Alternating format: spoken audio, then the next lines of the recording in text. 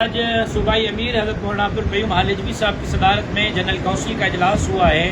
پرانے فیصلوں کا اعادہ کیا گیا ہے کہ سندھ کے عوام کی جان، مال، عزت اور آبرو کے تحفظ کے لیے، وسائل اور جزائر کی چوکیداری کے لیے، امن امان کے لیے، ڈاکو راج کے خلاف کل سے ہمارا کشمور سے سندھ امن کارواں شروع ہوگا۔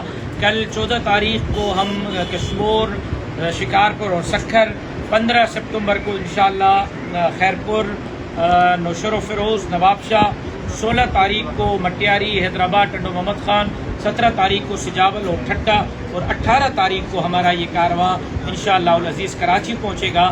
جب یہ 18 تاریخ کو کراچی پہنچے گا تو کراچی میں اس کی قیادت جمعیت علماء اسلام کے قائد مولانا فضل الرحمان صاحب کریں گے۔ 18 تاریخ کو کراچی میں تاریخ کا سب سے بڑا جلسہ ہوگا سندھ امن کارواں کا، جس سے مولانا فضل الرحمان صاحب خصوصی خطاب کریں گے۔ ہم کسی صورت بھی دستبردار ہونے کے لیے تیار نہیں ہیں۔ ہم عوام کے نمائندہ تھے، عوام کے نمائندہ ہیں اور عوام کی نمائندگی کرتے رہیں گے۔